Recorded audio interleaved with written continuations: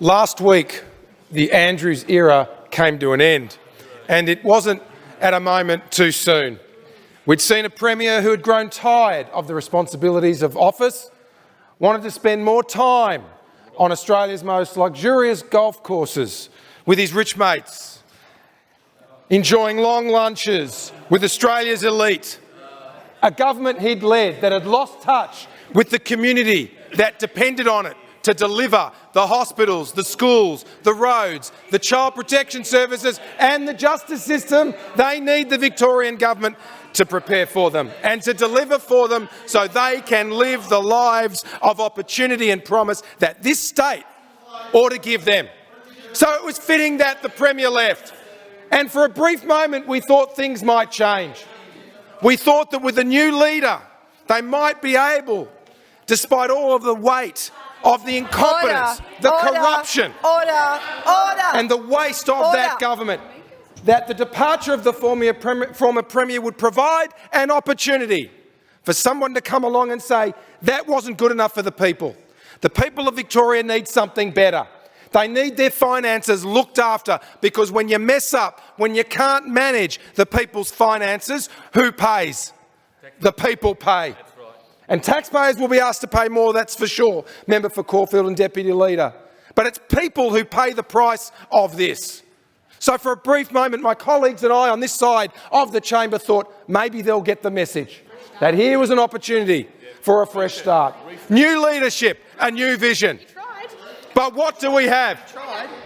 As we waved goodbye, as groups of people right across our state cheered when they heard the news that the former Premier was leaving, and cheer they did. We were at the Melbourne show. And as we walked through, people were giving us high fives and cheering. It was like the government of the Wicked Witch had left. But, indeed. Order. Speaker, as people cheered. Order. What? I ask members to cease interjecting so that the Leader of the Opposition doesn't have to yell to be heard. Enough. Member for Wendouree, you'll be removed from the chamber. Leader of the Opposition. What a loss. Speaker, as we awaited with anticipation last week, what would emerge? What would emerge? A new start? Fresh leadership? No. What we got was the same government, as tired as the old government, as incompetent as the old government, and I'm sure we will see as corrupt as the old government was. How do we know this? Well, the person who was a co-pilot in every single debacle, every single blowout, became the Premier. The former Deputy Premier, now Premier, runs the show. And what did she give Victorians? She gave them blowouts on major projects. She gave them the Commonwealth Games debacle, all of which I'll talk about in a moment. It seems that the principles of promotion that most Victorians understand, do a good job, show you can deliver, fulfil your responsibilities to the people, they all thought that would be rewarded. But no, what we saw was the person who most singularly represents all of the failures of the government of which she was a part, rose to the top. And we saw the division that will now characterise this government on the very day when we had the humiliating spectacle of the former Premier and the current Premier having to sit outside the Labor Party room. Working it out, indeed. They couldn't know what to do without the former Premier in charge. And then after a last-minute humiliating compromise, we have the Premier sitting there and a Deputy Premier who doesn't believe she should be sitting there as the Deputy Premier. So the person who lays the claim to being the most incompetent person in the former government is now the most senior. But it doesn't just stop with that. Member for Barwon South. This new Premier, Speaker, has shown a clear preference for ensuring that other people who have not performed can rise to senior positions. Take the member the member for Essendon, for example. Dividend Danny, as some people would like to call him. A person who is more concerned about his share portfolio than his ministerial portfolio. A person whose greatest single claim to fame in this place as a minister was delivering work cover with cumulative operating deficits of over $250 million. The minister who was responsible for ensuring that the scheme that was there to support injured workers broke it, and then thought he was doing us all a favour by saying, work cover's broke and I'm here to fix it. Maybe he does have expertise in how to fix something he broke.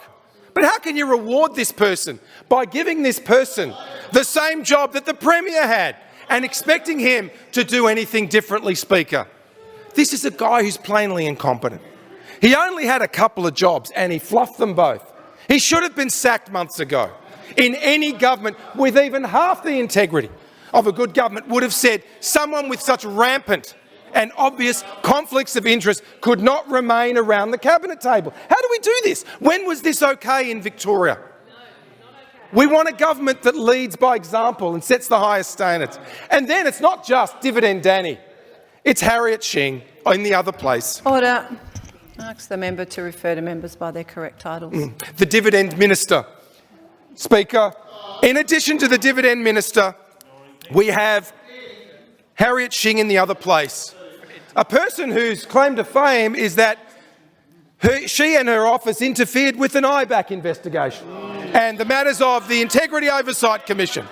And what have we done? We've given her housing. So let's look at these two people. Minister Pearson, the Dividend Minister, has been given charge of Victoria's infrastructure portfolio. Tens of billions of dollars under his watch. How good do we all feel about that, Speaker? That this person is now in charge of the portfolio that the Premier herself blew out. He's in charge of that. And then Minister Shing has been put in charge of the housing statement. A housing statement that had more blank pages in it, it seems, than pages with content when that statement was released. Yeah, lots of pretty pictures, as my colleague, the member for Kew, says. So we see a government where they've inverted the KPIs. The worse you do, the better you do. That's the motto of this new government. And we have a government that, as well as being tired and old and corrupt, is as divided. We saw that yesterday when the Treasurer went out and announced 2 taxes. And the Premier didn't know about it. She didn't know the taxes were being announced. The Assistant Treasurer said, I have no idea. Well, we kind of all knew that. But for him to say that to the press was something surprising, because as divided as the government is, we didn't realise it was that divided. And it's a problem. It's a problem because it's a government clearly of chaos. It can't manage the program going forward. And even the former Premier, don't take my word for it, Speaker, even the former Premier doesn't believe in this government. We saw him quoted in recent days. And what did he say? He said something like this, Speaker, "They're nothing without me." They're nothing without me. And how right he was. We have to remain parliamentary. The member for Malvern will know. They're nothing without me. And in a way, he's right. They are. We've seen it today in question time, and we've seen it in recent days. A government that's chaotic, a government that is divided. And I say to the people of Victoria, you deserve better than this. So let's look at what we've got. We've got a Premier now who doesn't understand how to manage people's money. She's in charge of the economy with her colleagues. Debt in this state remains the highest in the country, still more than New South Wales, Queensland and Tasmania combined. We have the worst credit ratings. S&P and Moody's both have us the worst state in the country. The worst ratings, and that matters because our interest bill at the moment is $15 million a day, am I correct, member for Kew, and it will climb to $22 million in 26-27. And what does that mean? That means, on rough calculations, let's take the way you cost things on the back of a coaster, let's just say $15 million a day is the equivalent, roughly, of 4 schools a week. 4 schools a week get squandered up against the wall because this side over here cannot manage money. $15 million a day.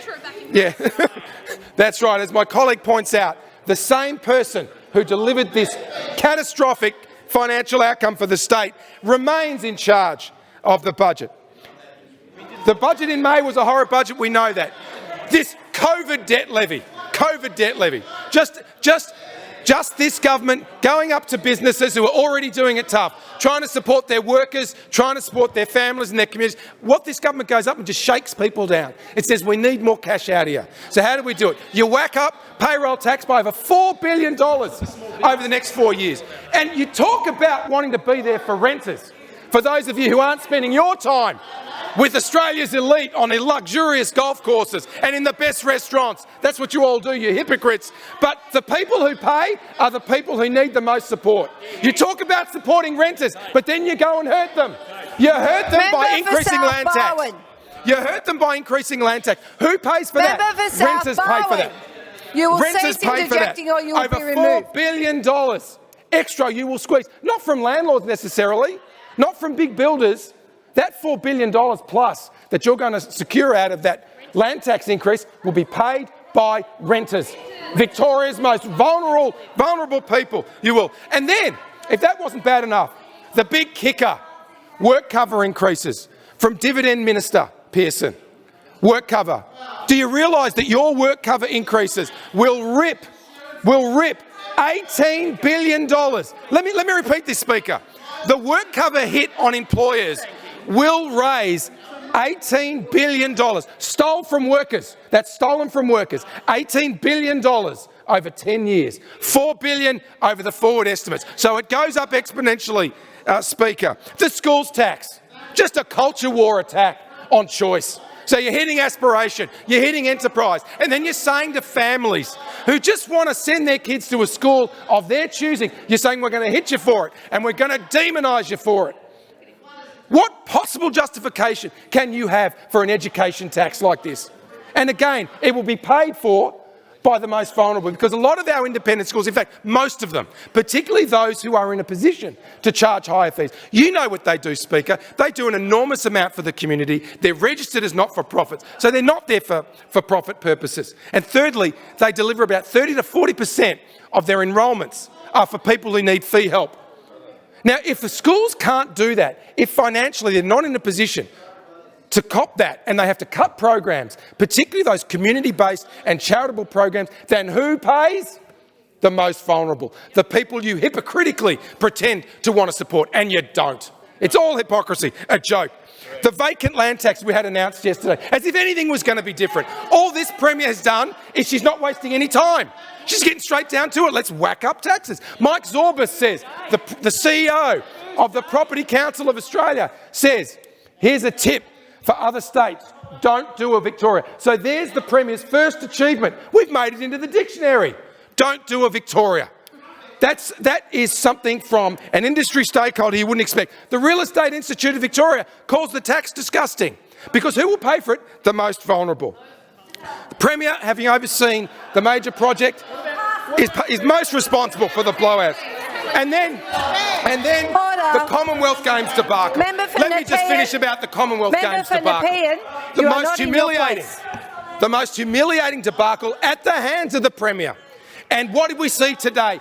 As an omen of what's to come, of all the chaos, the division, which even you all know about in your heart of hearts, the division and the incompetence. We had a Premier come out this morning and say, I can't recall when I first learned that lawyers were engaged. And obviously they went around and scurried through all the documents, and she came out in here in humiliating fashion and said, I was advised on the 14th. Well, to all members present, including those members across the chamber, this won't end. There's more to come out.